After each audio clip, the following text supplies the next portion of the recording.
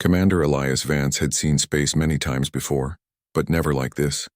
One moment he was floating outside the Odyssey, a research vessel orbiting near Jupiter, tightening a loose panel on the solar array. The next, everything went wrong. It started with a sound, or rather the lack of one.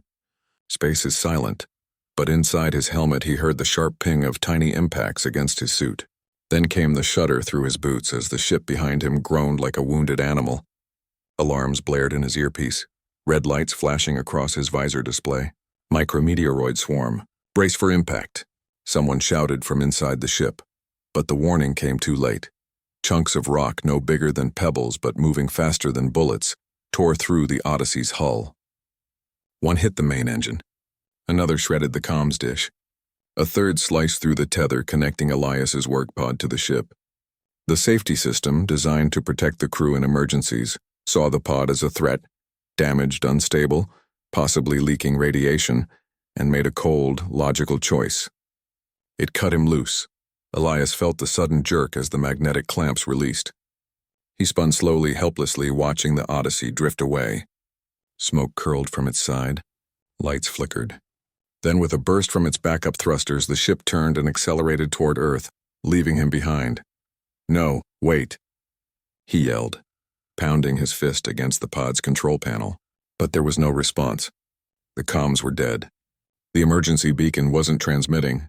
He was alone. At first, disbelief numbed him. This couldn't be real. Someone would notice. They'd turn around. They had to. But minutes stretched into an hour, then two. The Odyssey shrank to a dot, then vanished among the stars. Jupiter loomed in the distance, its swirling storms indifferent to his fate. He checked his oxygen. 72 hours. That's all he had. His pod wasn't built for long-term survival, just short repairs. No food, no water, barely enough power to keep the suit warm. He tried every channel on the radio, static, nothing but silence. Back on Earth, Mission Control would have seen the damage. They'd assumed the Odyssey was lost with all hands, including him. No one would be looking for a single drifting pod in the vast emptiness between planets. Elias leaned his head back against the seat. His breath fogged the inside of his helmet. He thought of his daughter's voice, her laugh during their last video call before launch. "Come back safe, Dad," she'd said. He closed his eyes. "I'm trying," he whispered, "but space doesn't care about trying." He forced himself to focus. Panic would burn oxygen faster. He needed to stay calm, conserve everything. He powered down non-essential systems, lights, display screens, even the pod's heater. The cold crept in slowly, biting at his fingers and toes. He wrapped his arms around himself, shivering. Outside, the stars didn't twinkle. They just stared, cold, distant, eternal. Jupiter's pale glow cast long shadows across the pod's hull. He watched a moon drift past, silent and smooth like a ghost sailing through black water. It was beautiful, and terrifying. He reached for the voice recorder built into his suit. "Log entry. Day 1, he said, his voice rough. "I'm still alive. Oxygen at 98%.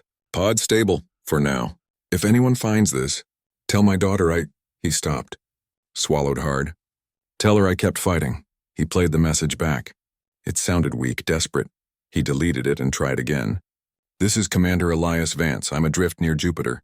Pod ID Echo 7, if you're hearing this. I'm still here. Better, stronger." He repeated it every hour like a mantra, even when his throat was dry, even when his hands shook from cold, even when doubt whispered that no one would ever hear it. Night fell, or what passed for night out here. Without Earth's rotation, time lost meaning. He dozed off, jerking awake when his oxygen alarm beeped softly. 68 hours left, then came the leak. A faint hiss. Almost unnoticeable, but his training kicked in. He ran a hand along the suit's seams. Near the left shoulder, just below the collar, there. A hairline crack, probably from the micrometeoroid strike. Air was escaping. Slowly but steadily, his heart pounded. He grabbed the emergency sealant from the pod's kit, thick gray foam in a pressurized can. With numb fingers, he sprayed it over the crack. It expanded, hardened, formed a patch. The hissing stopped. He exhaled in relief, but the victory felt hollow. The sealant bought him time, maybe a few more hours, but it wouldn't fix the bigger problem. He was stranded, with no way to call for help, drifting farther from Earth with every passing minute. He looked out again. The Milky Way stretched across the sky like a river of diamonds. He'd seen it 100 times from orbit, but never like this. So close, so vast, so utterly empty of human voices. For the first time, real fear settled in his chest. Not the sharp panic of the accident, but a slow, heavy dread. This might be how it ends. Not in fire or explosion, but in silence. Alone. Forgotten. He thought about turning off the recorder. What was the point? But then he remembered his daughter's face. Her stubborn hope. "You always come back," she'd told him once after a rough landing. So he kept talking. To her, to the void, to whoever might be listening. "Still here," he said into the mic. Still breathing. And in that endless dark, those words were the only thing keeping him human. Hours passed. His eyelids grew heavy. The cold deepened. He wrapped his arms tighter, trying to trap what little warmth remained. Jupiter watched unmoved. Somewhere far away, a ship changed course, but Elias didn't know that yet. All he knew was the silence, and the stubborn beat of his own heart, refusing to stop. He closed his eyes again, not to sleep, but to remember Earth, the smell of rain, the sound of birds at dawn, the weight of his daughter's hand in his. He would not let go, not yet, not while there was still air in his lungs, and a single flickering chance that someone somewhere might hear his voice in the dark. Time didn't move in space, it pooled. It thickened. It wrapped around him like cold syrup, slow and heavy. Inside the pod, every breath sounded too loud. Every blink felt like a decision. The silence wasn't just outside. It had seeped in, filling his chest, his thoughts, the spaces between heartbeats. He'd stopped counting hours. Numbers made it real, and real was too painful. Instead, he watched. Jupiter hung in the black like a giant painted marble. Swirling reds, creams, and browns, calm and ancient. Moons drifted past like silent sentinels. One of them, Europa, glowed faintly with icy light. He remembered reading about it once. Scientists thought there might be an ocean under that ice. Maybe even life. The thought made him smile, just a little. Out here, life felt like a miracle. And he was still part of it, barely. His oxygen readout blinked. 48 hours left. The sealant on his suit held, but his body was starting to ache. His fingers were stiff. His back cramped from sitting in the same position. He tried to stretch, but the pod was too small. Every movement used precious air. So he stayed still, watched, waited. He talked to himself. Not just logs now, real conversations. "Remember that time you burned dinner and tried to blame the smoke alarm?" He said out loud, chuckling weakly. Yeah, she saw right through that. He pictured his daughter's face, the way her eyes crinkled when she laughed. He told her stories he'd never said out loud, about his first flight, about being scared during training, about how proud he was of her, even when she didn't know it. Sometimes he sang. Off-key, voice cracking, but it filled the silence. Old songs from childhood. Lullabies he used to hum to her. The sound bounced off the metal walls and came back to him, thin and lonely but human. That was the thing, he needed to stay human. Not just a body in a suit, not just a fading signal. So he kept talking, kept remembering. On what he guessed was the second day, something strange happened. A light, soft, greenish, danced along Europa's edge. An aurora. Charged particles from Jupiter's magnetic field hitting the moon's thin atmosphere. It shimmered like a curtain of ghosts, silent and graceful. He pressed his gloved hand against the viewport as if he could touch it. For a moment, he forgot he was dying. He just watched, breath held, heart full of awe. Then the moment passed. The cold returned. His stomach growled, empty for too long. He hadn't eaten since before the accident. No food in the pod. Just water recycler tabs, and those were meant for emergencies lasting hours, not days. He chewed one slowly, letting the bitter taste linger. It did nothing for the hunger, but it gave his mouth something to do. Sleep came in fragments. He'd drift off, then jerk awake, convinced he'd missed a rescue signal. But the radio stayed dead, static, always static. Once he dreamed he heard a voice, clear, calm, saying, "We see you." He woke up crying, reaching for a comm switch that wouldn't answer. The worst part wasn't the cold or the hunger. It was the doubt. The creeping thought, what if no one's coming? What if I'm already a memory? He fought it. He replayed mission briefings in his head, recited constellations, counted his breaths, anything to keep his mind from spiraling into the void. He checked the pod's external camera feed. Stars. Jupiter. Nothing else. No ships, no debris, just endless dark. He zoomed in on a patch of space where Earth should be. Too far, just another pinprick among billions. Back home, people were probably holding memorials. His photo on the news? His daughter wearing his old flight jacket. The thought twisted in his gut. He didn't want to be remembered. He wanted to be there. To hug her. To fix her bike. To sit on the porch and watch the sunset. Real sunlight warm on his skin. He closed his eyes and imagined it. The smell of cut grass. The sound of wind in the trees. The weight of a coffee mug in his hands. Simple things. Things he'd taken for granted. Now they felt like treasures from another life. His oxygen alarm beeped again. 36 hours. Less now that he'd been talking and moving more. He powered down the display to save energy. Darkness filled the pod except for the faint glow of Jupiter outside. He let his eyes adjust. The stars seemed brighter now. Closer. He thought about the universe. How big it was. How small he was inside it. And yet, he was here. Breathing. Thinking. Hoping. That had to mean something. He recorded another message.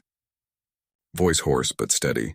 If you find this, don't mourn me. Be glad I got to see this. The silence. It's not empty. It's full of wonder. Just tell her I looked at the stars and thought of her. He paused, swallowed, and tell her to keep looking up. He stopped the recording, played it back. It sounded like goodbye. He didn't want it to be, so he added one more line. I'm still here, still fighting because that was the truth. Even now, even with his body weakening, his mind refused to surrender. There was a spark inside him, small but unbroken. It wasn't about survival anymore. It was about dignity, about staying present until the very end. He watched Europa's aurora fade. Jupiter turned slowly, showing a new face. Time pooled again. He drifted in and out of wakefulness. In one half-dream, he floated outside the pod, untethered, rising toward the stars. Peaceful, free. He almost let go, but then a sharp pain in his side. Hunger. Cold.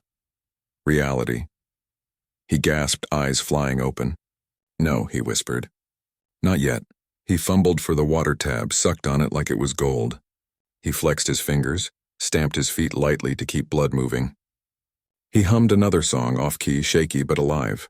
Outside, the cosmos carried on, indifferent.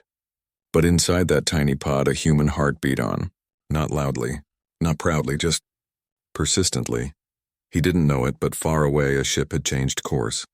A signal, faint, repeating, had caught someone's attention.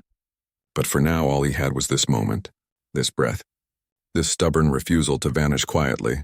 So he stayed awake, watched the stars, and whispered over and over like a prayer, I'm still here. And in the endless silence of space, that whisper was everything. Out in the deep, where most ships never dared to go, the Aurora's resolve hummed like a tired but determined old truck. It wasn't a fancy government vessel. No polished halls or rows of scientists in crisp uniforms. This ship was patched together with spare parts, hope, and years of hard work. Its crew was small. Just 3 people who'd chosen the quiet life of deep space salvage over the crowded orbits near Earth. They hunted for wreckage, old satellites, forgotten cargo pods, anything that could be repaired, reused or sold. It wasn't glamorous, but it was honest work. That day started like any other. Routine scans, coffee from a dented thermos, light chatter about engine noise and overdue paychecks. Then the sensors pinged, not the usual blip of space junk. This was different, steady, repeating, faint but consistent. Thermal signature, low power, drifting near Jupiter's outer moons. Probably just a broken probe, one of them muttered, sipping coffee. But the captain wasn't so sure. She'd spent years with the space agency before going independent, and something about the signal felt off, too regular, too human. She pulled up the data, zoomed in. The object wasn't tumbling randomly. It was rotating slowly, like something designed to stay stable. And there, buried in the background noise, was a voice. At first it was just static, then clear as a bell for half a second. This is Commander. If anyone can hear me. The crew froze. Coffee cup halfway to lips. Eyes locked on the speaker. They played it again. And again. Each time more of the message came through. Broken, tired, but unmistakably real. A person. Out here, alone. The captain didn't hesitate. Plot a course, she said, voice low but firm. We're going in. But we're already low on fuel, the engineer pointed out. And Jupiter's gravity, well, I know, she cut in. But that's a human voice. Not a probe. Not debris. A person. We don't leave people behind. The others exchanged glances. They knew the risks. Jupiter's pull was strong. Navigation this close to the gas giant was tricky. One mistake and they'd be dragged in or flung off into nowhere. Plus their ship wasn't built for rescue. It was built for grabbing metal, not saving lives. But no one argued. Because deep down they all knew. If it were them out there, they'd want someone to come. The Aurora's resolve turned, engines groaning as they fought against inertia. Hours passed. Tension built. Every scan brought them closer. The signal grew stronger. Now they could hear full sentences. Still here. Still breathing. Tell her I looked at the stars. The words hit hard. This wasn't just a stranded astronaut. This was someone with a family, a story, a heart still beating in the dark. Inside the cockpit, the captain kept her hand steady on the controls, but her mind raced. What if they were too late? What if the pod was empty? What if they got there and found nothing? She pushed the thought away. Focus, calculate approach vectors, match rotation, prepare the robotic arm. Every second counted. Back in the pod, the man had no idea anyone was coming. He was fading, oxygen down to 18 hours, his body weak from cold and hunger. He'd stopped talking, just watched Jupiter, eyes half closed, drifting in and out of consciousness.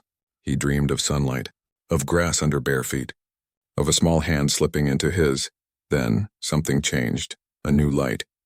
Not a star, not a moon, brighter, closer, moving. He blinked, rubbed his eyes. Was it real? Or just another trick of exhaustion? But it grew, steady, purposeful, a ship, human-made, with lights, with shape, with intent. His heart slammed against his ribs. He fumbled for the mic. Hello, can you hear me? His voice cracked, barely a whisper. On the Aurora's resolve, the comms officer leaned forward. We hear you, she said, voice thick with emotion. Hold on. We're coming. Those words, simple, direct, hit him like a wave. Tears welled up, fogging his visor. He hadn't cried since the accident. But now relief crashed over him so hard he couldn't speak. He just nodded even though they couldn't see him. The rescue ship closed in. It wasn't sleek or fast, more like a floating workshop with engines, but to him, it was the most beautiful thing he'd ever seen. It moved carefully, respectfully, like it knew how fragile he was. The captain's voice came through again, calm and clear. We see your pod. Rotation is slow, about 3 turns per minute. We're going to match your spin and grab you with the arm. Don't move. Just stay still. He nodded again. Understood. Inside the Aurora's resolve, hands flew over controls. The robotic arm extended, long, jointed, ending in a gentle clamp designed for delicate salvage. One wrong move and it could crush the pod, or tear it open. Everyone held their breath. Outside, the arm crept closer, slower than a falling leaf. The captain's eyes never left the screen. Sweat beaded on her forehead. This wasn't like grabbing a dead satellite. This was life. One chance. The clamp touched the pod's hull. Gripped. Held. Got him, the engineer whispered. A cheer went up. Quiet, relieved, full of awe. On the other end, the man felt the pod stop spinning, felt it being pulled gently toward the ship. He watched the airlock doors slide open like welcoming arms. Warm light spilled out. He didn't know their names, didn't know their faces, but in that moment they were angels in a metal shell. As the pod locked into the bay, pressure equalized with a soft hiss. The inner hatch cycled open, and there she was, the captain, standing in the doorway, grease on her cheek, eyes wide with disbelief and something like reverence. He tried to stand, but his legs wouldn't hold. She stepped forward, reached out a gloved hand. He took it. Her grip was strong, real. You're safe now, she said. He couldn't speak, just nodded, tears streaming down his face inside the helmet. Later, wrapped in a thermal blanket, sipping warm broth, he'd learn their names. Hear their stories. Thank them 100 times. But in that first moment, words weren't needed. The look in their eyes said it all. We heard you. We came.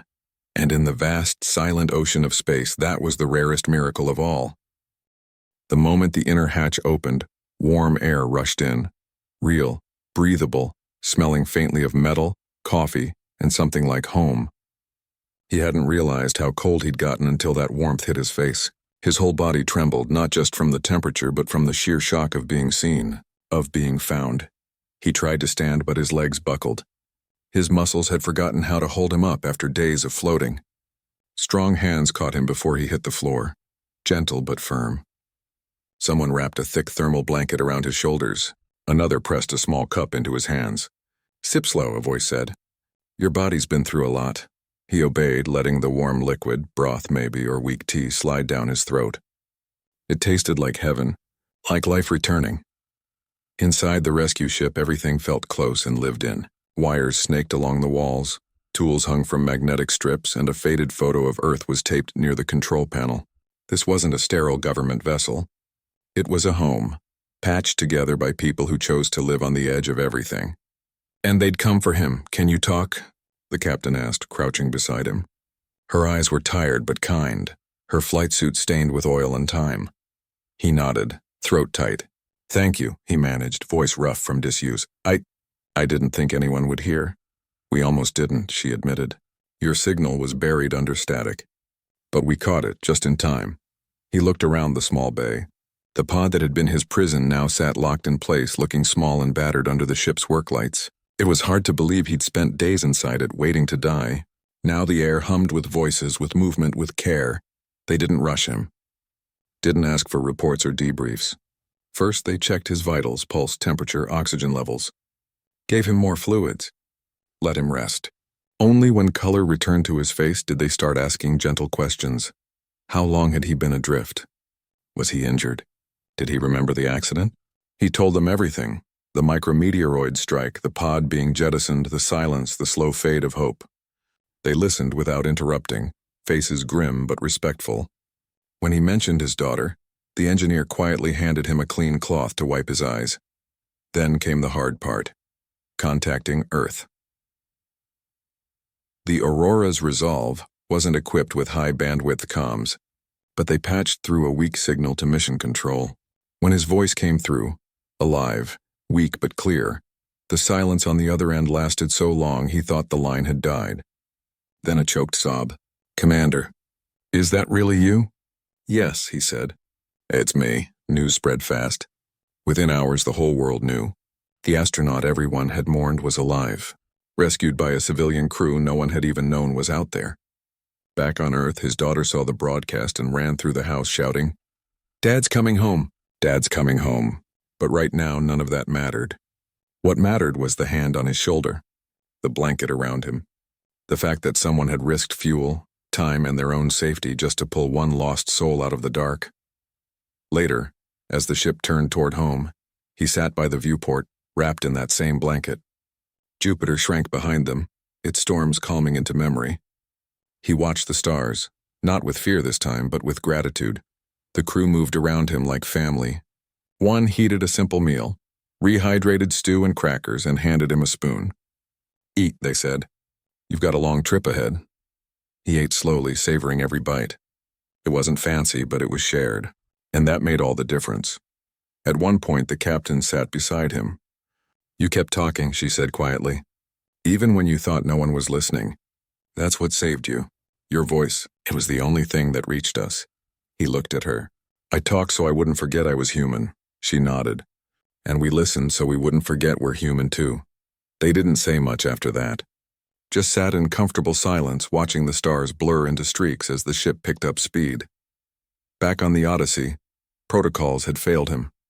Systems had seen him as expendable, a risk to be cut loose. But out here on this scrappy little ship, people had chosen to see him as a person, not a mission parameter, not a liability, just someone who needed help. That choice, that simple human choice, had pulled him back from the edge. As days passed, his strength returned. He helped where he could, checking systems, organizing supplies, even sharing old mission stories that made the crew laugh. He wasn't a passenger anymore. He was part of the crew, part of the story, and when Earth finally appeared on the horizon, a blue marble glowing in the black, he didn't just see a planet. He saw a second chance. The rescue hadn't just saved his life. It had reminded him and everyone who heard the story that even in the coldest, darkest places, kindness can still find you. If someone's willing to look, and sometimes all it takes is one ship, cutting through the silence to bring a lost soul back home. Back on Earth, the world celebrated him like a miracle. News channels replayed the rescue footage endlessly. Strangers sent letters. Kids drew pictures of a tiny pod being pulled from the stars by a brave little ship. He was called a hero, a symbol of hope, a man who cheated death. But none of that felt quite right. He didn't feel like a hero. He felt like someone who'd been given a second chance, and he wasn't about to waste it. The first thing he did after medical checks and debriefings was go home. Not to a press conference or a parade, but to his front door. His daughter ran out before he even reached the steps, arms wide, tears streaming. He dropped to his knees and held her so tight he thought his ribs might crack. She smelled like shampoo and sunshine and everything he'd almost lost. They didn't say much. They didn't need to. Just being together was enough. But even in the quiet moments, space never really left him. Sometimes in the middle of the night he'd wake up gasping, convinced he was still drifting, still alone. The silence of his bedroom would feel too much like the void. On those nights he'd get up, walk to the backyard and look up. Not with fear, but with purpose. Because now he knew silence wasn't empty. It was full of voices waiting to be heard. He started speaking, not for fame, but for change. He went to schools not in a uniform, but in a simple shirt and jeans. He told kids about Jupiter's storms, Europa's hidden ocean, and the way stars don't twinkle when you're above the atmosphere. But more than that, he talked about responsibility. About how space isn't just a place to explore, it's a place where we must protect each other. He stood before lawmakers, calm but firm. No one should ever be left behind again, he said. Not because of a glitch, not because of a protocol, not because it's too risky or too expensive. His words carried weight because he'd lived it, because he'd been the one floating in the dark, wondering if anyone cared. Slowly, things began to shift. Engineers redesigned emergency pods with independent beacons that couldn't be overridden. Mission Control updated rescue protocols to include civilian vessels in deep space zones, and after months of talks, a new international agreement was signed. A set of rules named after him and the captain of the Aurora's Resolve. It wasn't flashy. It didn't make headlines for long. But it meant that from now on, every astronaut would carry a lifeline that couldn't be cut by a machine's cold logic. Years passed. His hair turned gray. His daughter grew taller, smarter, started studying aerospace engineering herself. Because of you, she'd say with a smile. He'd just shake his head. Because of people who listened, he'd reply. He never went back to space. Not as an astronaut anyway, but he didn't need to. His work was here now, on the ground, in classrooms, in policy rooms, in the quiet conversations that shaped the future. He visited the crew of the Aurora's Resolve often. They'd sit on the ship's deck, now retired and docked at a space museum, and drink terrible coffee, laughing about how nervous they'd been during the rescue.